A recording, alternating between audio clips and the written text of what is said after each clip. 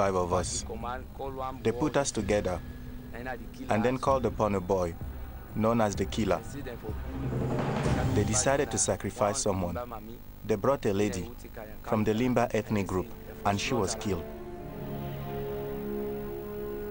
Illusions of the RUF as liberating heroes were soon dispelled. Terrified citizens fled villages and towns. By November 1993, more than 370,000 people had been displaced. The RUF had achieved one of its objectives, to drive away much of the population from Sierra Leone's diamond fields. The RUF wanted to take Kono, or the diamond areas, because of the resources. In the following years, Diamond Resources were to fund a campaign of unparalleled terror, and diamond mines were transformed into forced labor camps. Many of the people working in the diamond fields were working at gunpoint.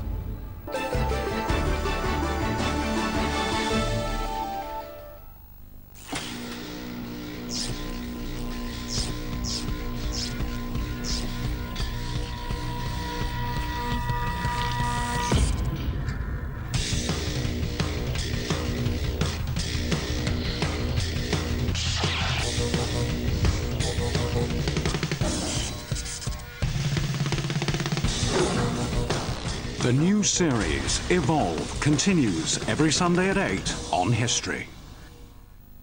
We're up on the Beaufort Sea up here, the Arctic Ocean.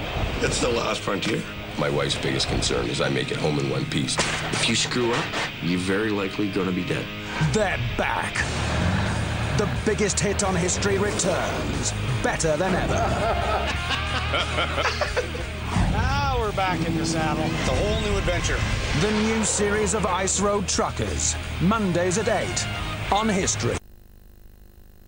Didn't raise no quitter, I respect that. Said to Carney, I'm out of cash. Hey, dude.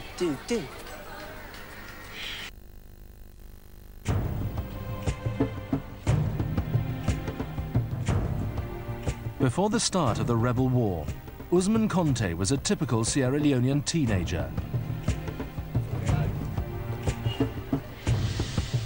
But when he was 17, Ousmane was abducted during an RUF raid on his hometown of Makbaraka.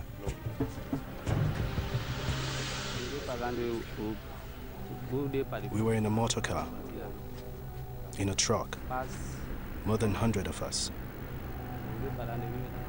I thought that since we had been captured, they were going to kill us. They brought us here to suffer. They told us to mine. Diamond fields were turned into RUF-controlled forced labor camps, filled with thousands of captured civilians. It was day and night, day and night. They would kill us if you tried to rest. You would have to go to the toilet, right there, where we worked.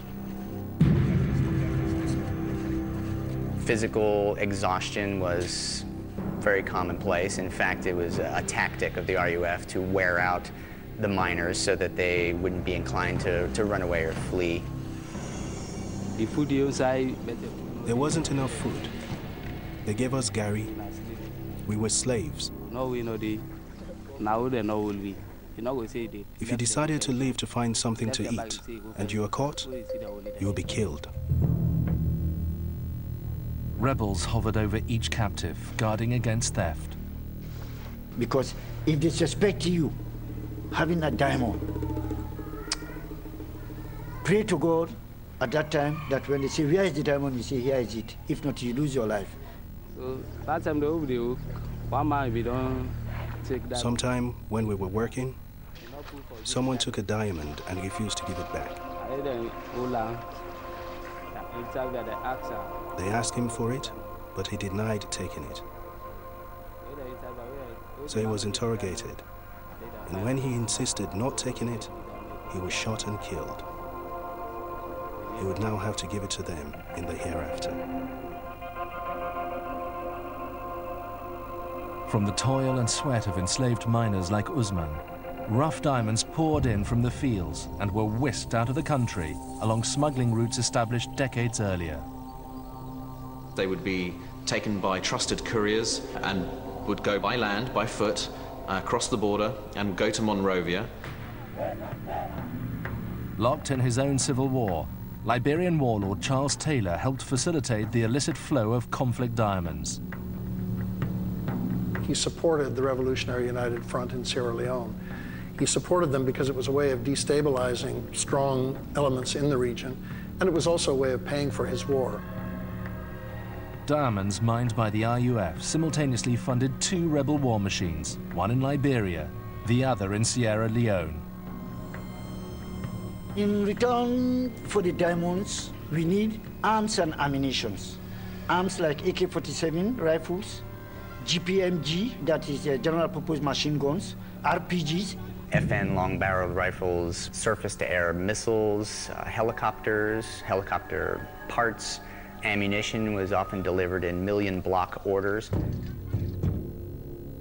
The RUF's control of Sierra Leone's diamonds served another strategic purpose. When we get these rich areas, that is the resources area, then the government will collapse economically. It will not be able to finance its military. Little of the state's dwindling revenue went to the military, and so many disgruntled soldiers turned against the government. The soldiers were not really able to effectively prosecute the war, and a lot of them became sobels, that is, soldier come rebels. And so that's complicated the whole situation in the war front. The soldiers were joining forces with the rebels, and were attacking towns, were raping women, were killing people. In 1992, with no one to protect civilians, a warrior sect of the Sierra Leone Mende tribe, known as the Kamajors, took up arms against the RUF. That was the reason why we had civil militia, because people were complaining that their houses, their villages were being razed by military men, not even rebels.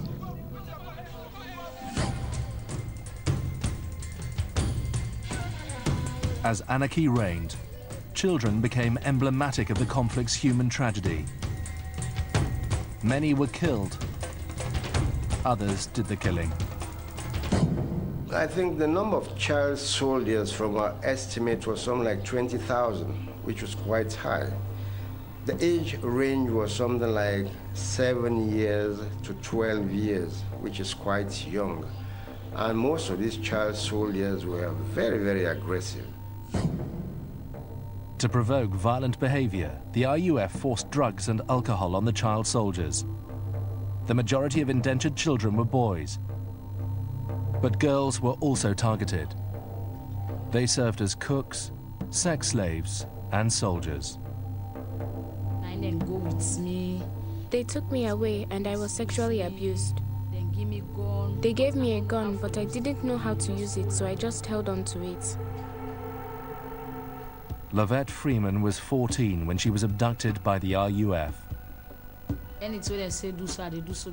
I did what they wanted me to do, because if I refused, they would threaten me with a knife. I did bad things. We went to a house to loot, and I was in front. They all waited in the back while I knocked on the door. A woman opened the door, and I pointed the gun at her. She staggered back, and we entered the house.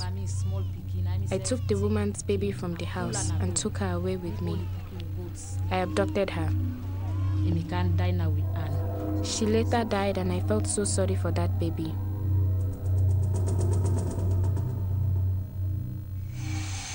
Children were often required to terrorize their own families.